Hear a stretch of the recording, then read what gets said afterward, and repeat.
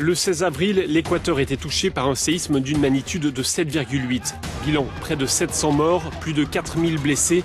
Aujourd'hui, 30 000 personnes vivent dans des abris de fortune. Au total, 2 millions de personnes ont été touchées.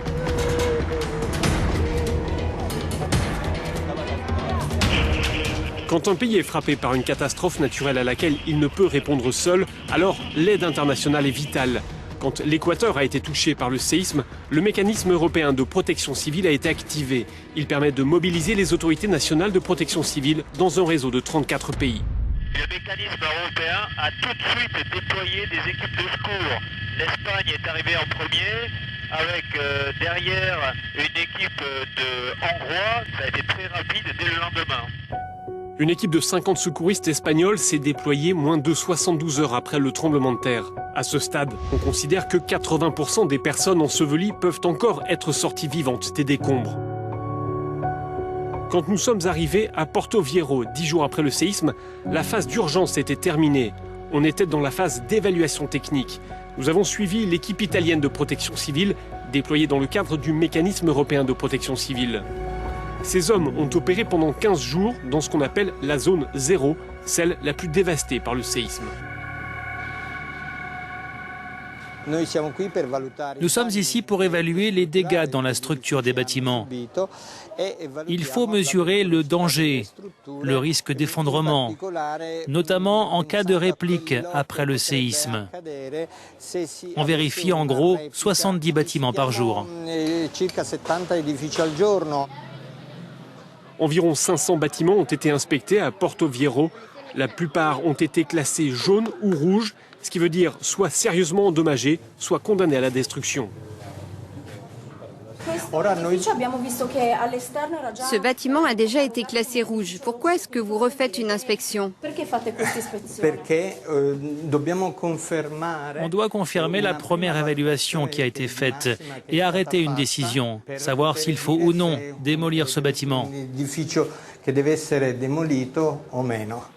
Verdict, cette maison doit être démolie comme plusieurs autres dans le quartier. Le plus dur, c'est de le dire à la famille, propriétaire des lieux. Ma mère vivait de la rente de cette maison. Nous, aujourd'hui, on n'a plus d'argent pour reconstruire tout ça. Comment est-ce qu'on va faire? La situation est tout aussi dramatique dans la ville de Manta. Ses habitants ont été autorisés à retourner chez eux, mais juste pour récupérer leurs affaires avant que les maisons ne soient démolies. Je ne sais pas ce qu'on va devenir. Ce quartier était super. C'était le meilleur quartier de la ville. Ici, c'était le marché. À Porto Viejo, nous avons pu nous rendre auprès du centre de coordination qui supervise l'action des différentes équipes européennes déployées sur le terrain. Toutes les informations relatives au séisme sont centralisées ici.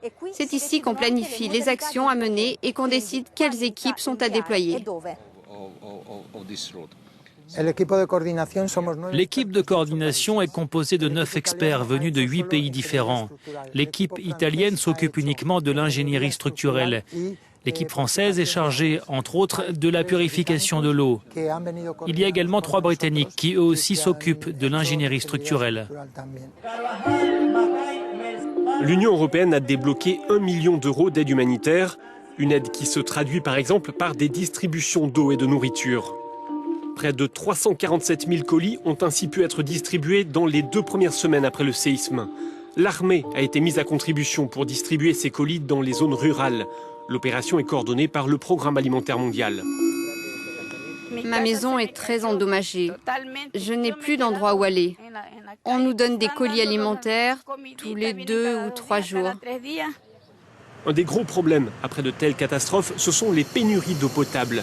Pour y faire face, 30 experts français sont arrivés dans la ville de Tchone quelques jours après le séisme. Ils ont mis en place un système qui, en 3 semaines, a permis d'approvisionner en eau quelques 10 000 personnes. Nous sommes en mesure de produire 70 mètres cubes et nous distribuons une moyenne de 60 à 65 mètres cubes au profit de la population, soit directement en rampe comme derrière moi, ou on se rapproche avec des véhicules ou avec des camions-citernes au plus près de la population. Cette aide internationale a permis à l'Équateur d'adapter ses procédures d'urgence et d'assistance. Pour le pays, c'est une nouvelle étape qui va commencer, la reconstruction.